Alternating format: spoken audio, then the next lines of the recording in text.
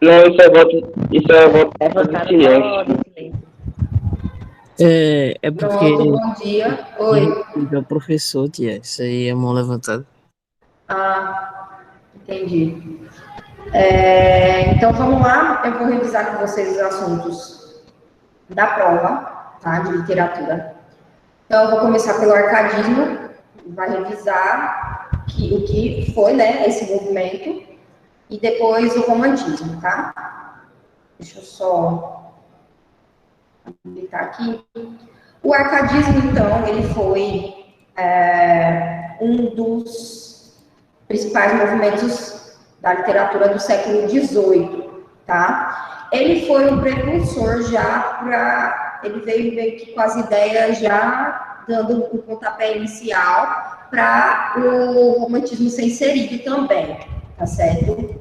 Então, o arcadismo, ele trabalhou com a ideia da questão, porque na mesma época, né, no contexto histórico, estava acontecendo o iluminismo, né? Então, movimentos de ideias novas, através da filosofia, enfim, né? Os movimentos revolucionários e tudo mais, né? As ideias de pensamento, a linha de pensamento no contexto mundial, assim, estava mudando, novas ideias surgindo, enfim. E os arcades, né, que são os poetas, né, os autores do arcadismo, eles trabalhavam em cima da ideia da Fugariuber. O que é Fugariuber? É o nome latim para dizer fuga urbana, tá? Ou seja, sair da cidade, daquela loucura dos centros urbanos e se concentrar no campo, certo? Então, a maioria dos poemas arcades, né, do arcadismo, eles vinham com essa ideia da natureza, do belo, quanto o campo faz bem, né, para as pessoas, o quanto sair daquele estresse de dia a dia das cidades é importante, enfim.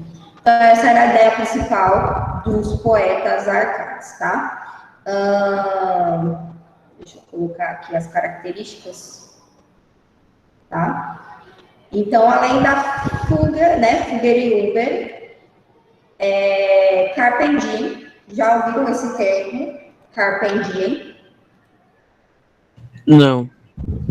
Carpe diem significa você viver intensamente todos os dias, como se fossem o último, né? Viver a vida intensamente, porque a gente não sabe o dia de amanhã. Então, eles também trabalhavam em cima dessa ideia, né?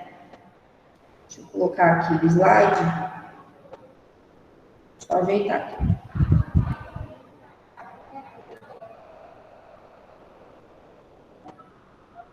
Pronto, vou espelhar aqui para vocês.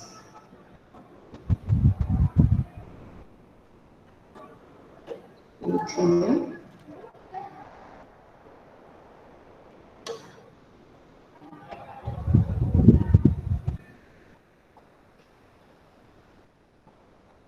Estão vendo aí? Apareceu aí? Pronto, então, eles começaram a trazer influências da cultura clássica. Então, assim, a cultura clássica, ela trabalhava em cima de uma linguagem um pouco mais rebuscada, né?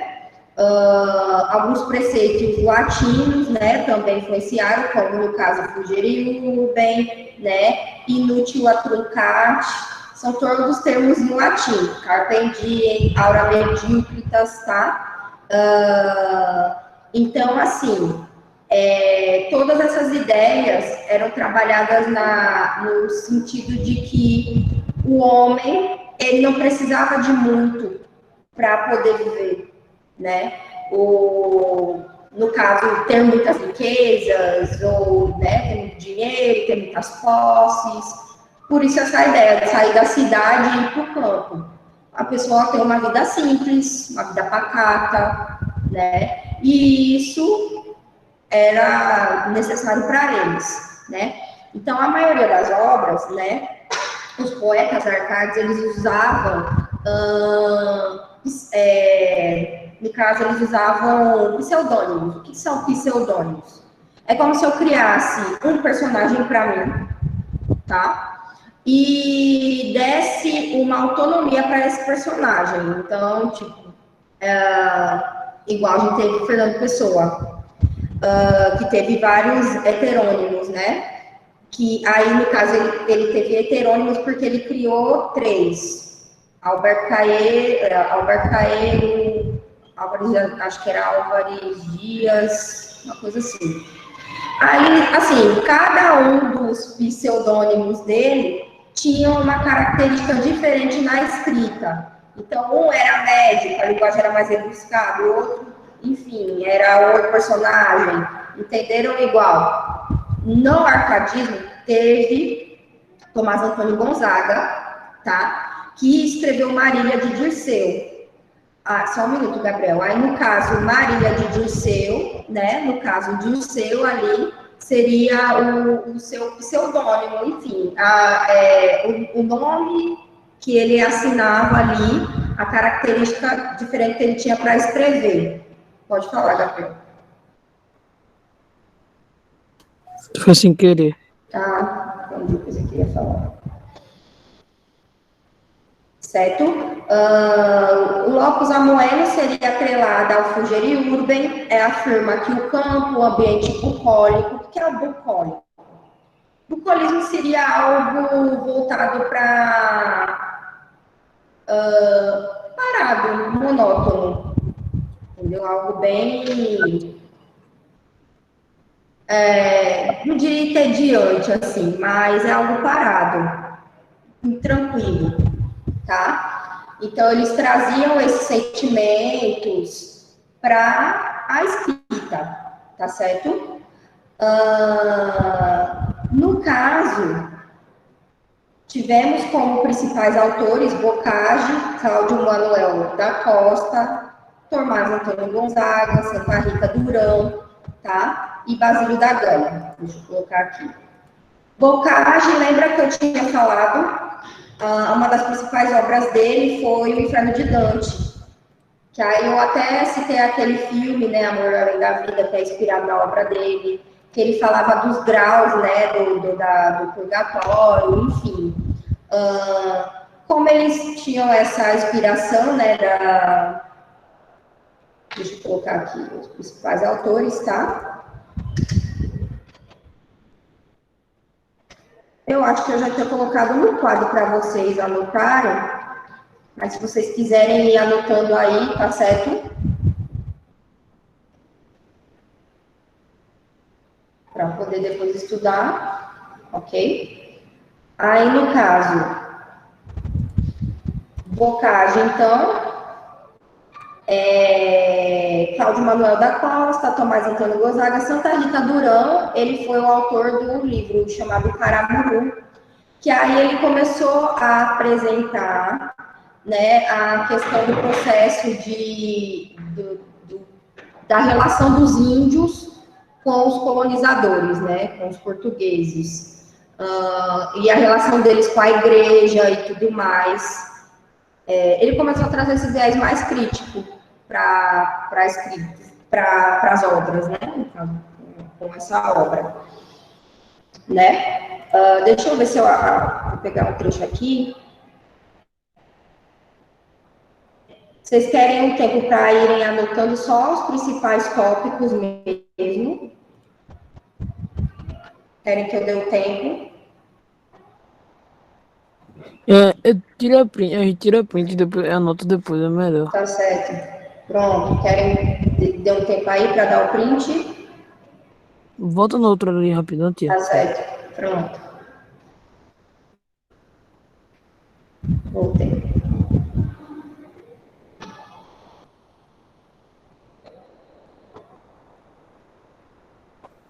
Pronto. Pronto.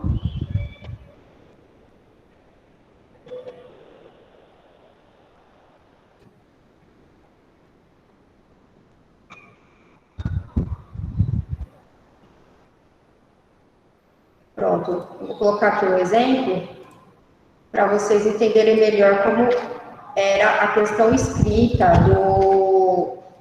das obras, né, arcaicas, tá? Então, esse é o poema de quem é de Bocage, tá?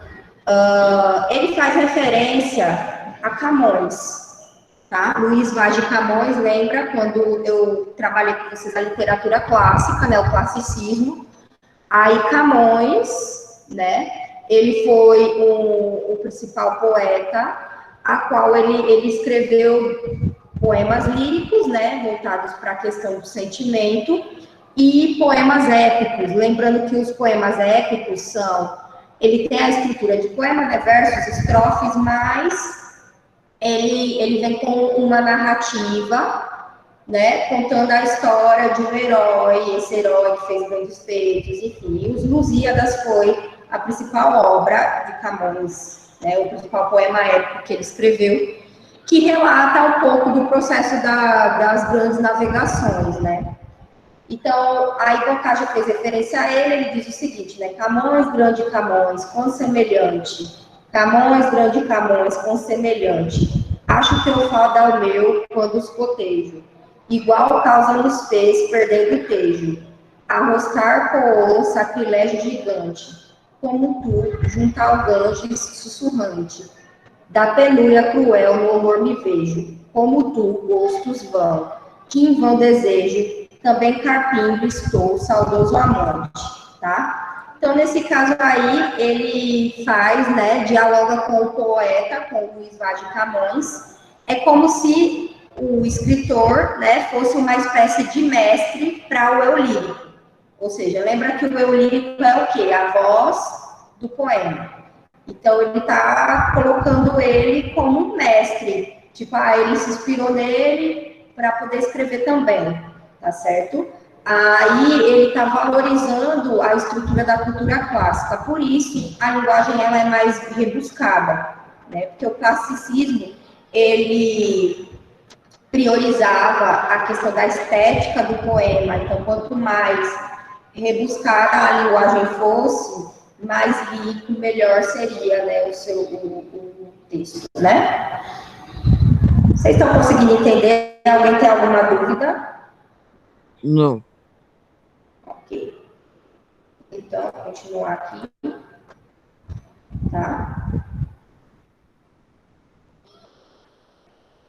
Pronto. Basicamente, então, as ideias dos poetas arcaicos eram voltadas para a questão da natureza, a questão da linguagem, né, retomada dos conceitos clássicos, né, ou seja, a linguagem mais rebuscada, enfim, Fugger e Urban, Carpentier, né, viva intensamente, fuja da cidade, vá para o campo, para relaxar, vida boa ali, você olhando aqui, né, apreciando a natureza. É aquele lance, né, você passar o final de semana no campo, sem tecnologia, né, só apreciando ali o que tem ao seu redor.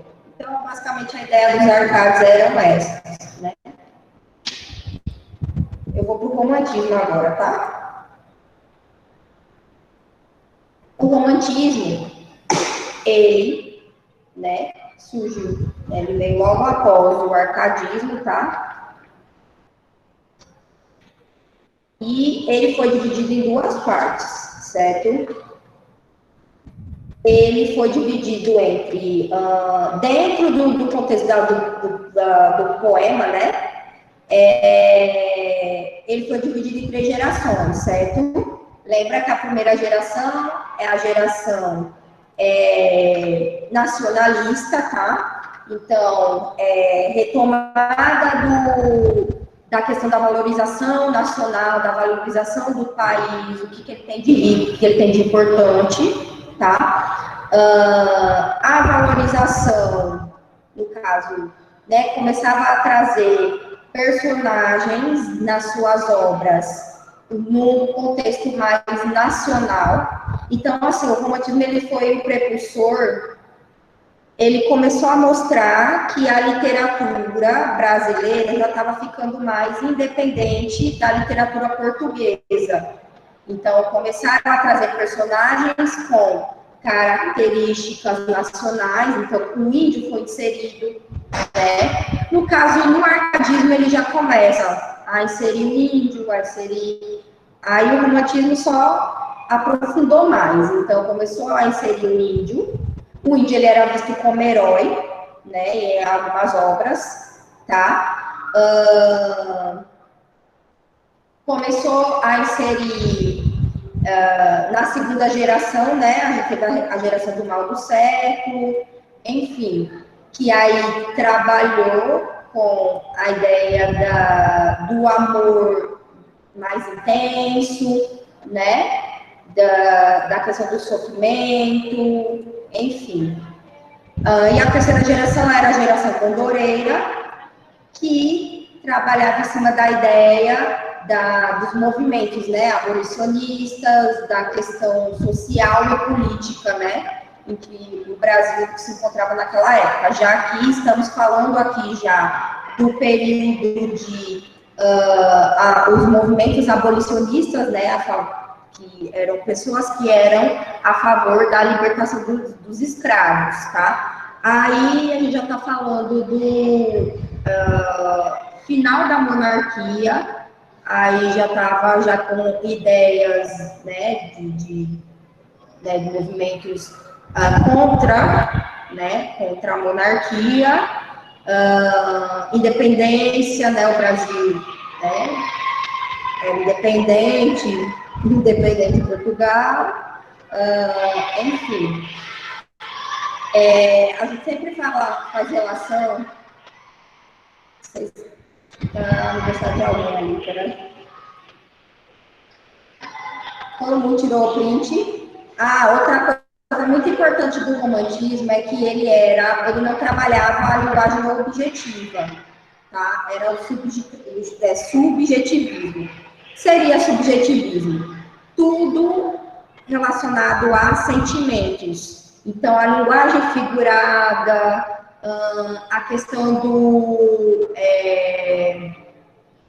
da imaginação, da questão do interno, de pensamentos e tudo mais, sentimentos subjetivos, tá? Então, geralmente, alguns movimentos da literatura trabalham em cima dessa questão do subjetivismo, tá? Do interno, enfim, né? Tudo que está relacionado a sentimento subjetivo, tá? Então, eu dizer que o amor é intenso, o amor é fogo, enfim, né? Personificar sentimentos, é tudo linguagem subjetiva, certo? Quando a gente fala objetivo, é o pé da letra. Então, você fala, aquele texto tem uma linguagem objetiva, clara, concisa. Linguagem objetiva, sentido do dicionário, tá certo? Ele trabalhava o egocentrismo, individualismo, ou seja, né, só o que eu penso importa, só o que eu estou sentindo, e é isso, tá?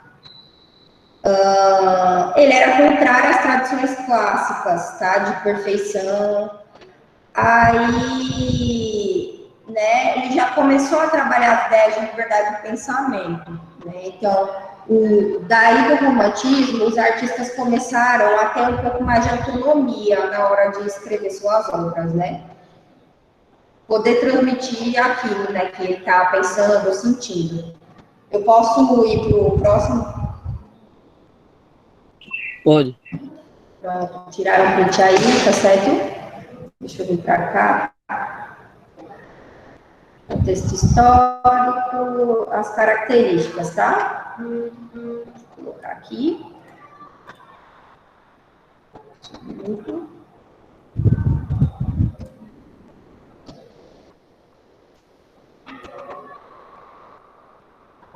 Pronto, então essas são as principais características. Oposição daquele modelo de literatura clássica, certo?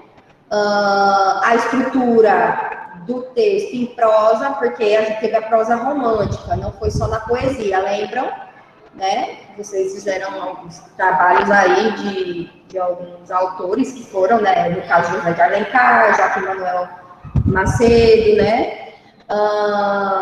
Desenvolvimento do núcleo central, né? A narrativa era ampla, né? Refletindo uma sequência de tempo, uma sequência cronológica, começo, meio e fim, né? O indivíduo, ele é o centro das atenções, né?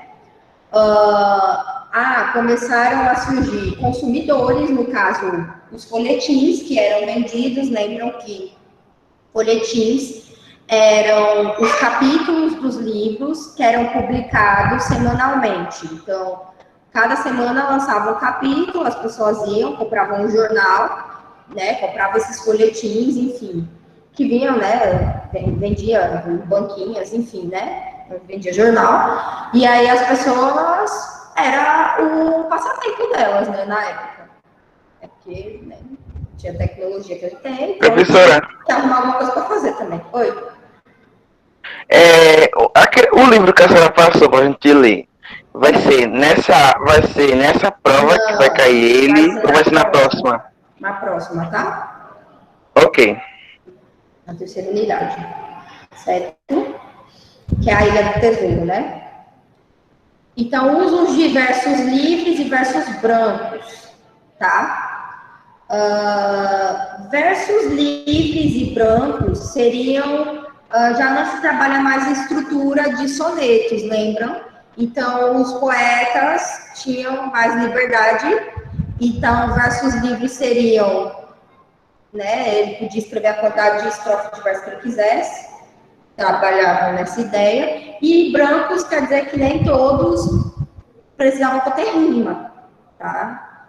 Então, né, já começou um pouco de mais de autonomia aí na literatura, né? Exaltação do nacionalismo, exaltação da pátria, da natureza, tá? Idealização da sociedade, do amor e da mulher, tá? Então, a mulher era idealizada como ser, né? Mas, assim, eu tô falando só do contexto da literatura, assim, né? Até porque lembra que a sociedade tinha uma outra visão nessa época. Então, a questão do casamento, a questão dos relacionamentos em si, ainda tinha assim, a questão do preconceito, né? Até porque o negro aí, ele ainda, né, trabalhava como escravo, enfim. Criação de um herói, né? Então, sempre tinha um mocinho que salvava o dia, enfim. Sentimentalismo, supervalorização das emoções. Então, a tristeza, a alegria eram supervalorizadas, né? Todos os sentimentos. Subjetivismo, como eu disse, né? Algo interno. Egocentrismo é você se colocar, né, acima de tudo. Você só pensar em você. Saudades da infância, fuga da realidade. Então, eles trabalhavam nessa ideia, tá? Posso para o próximo?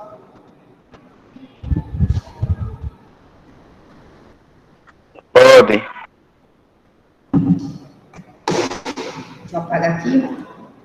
Hi, how are you? Tá? Diana, a senhora pode voltar lá no que estava, porque a minha internet. Tá. Posso.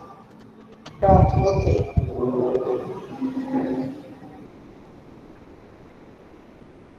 Pronto, dentro da prosa romântica, ela foi Pode dividida passar. em prosa urbana, tá?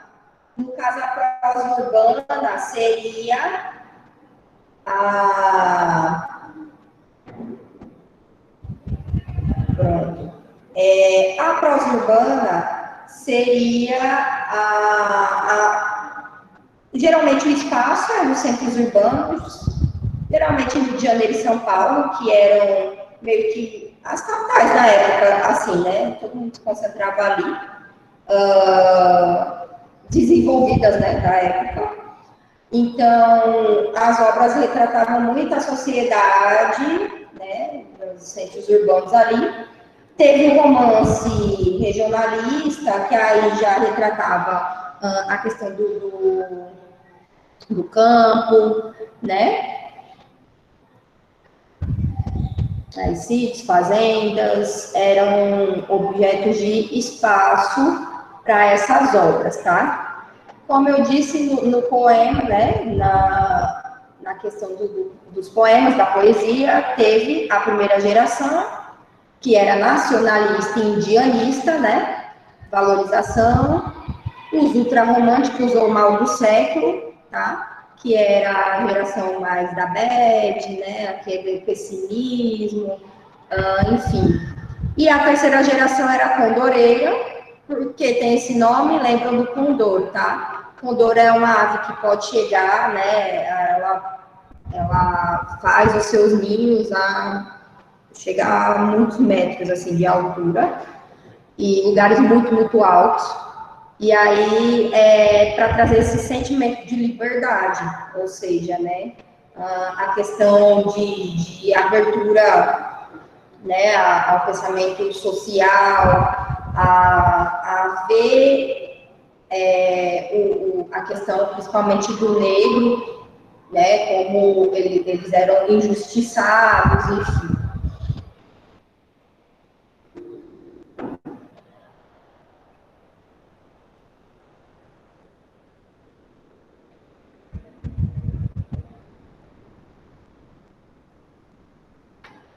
Se estiverem prontas, aí me avisem, para eu posso ir para o próximo.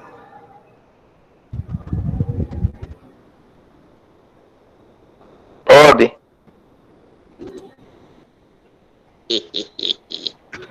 É isso, hein? Eu. E essa. Pronto, aí basicamente é isso, tá?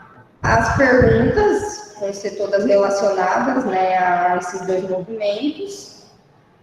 Estudem, foquem nas principais características dos autores, tá?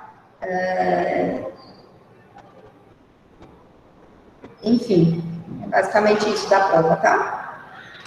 Ok? Alguém tem alguma dúvida?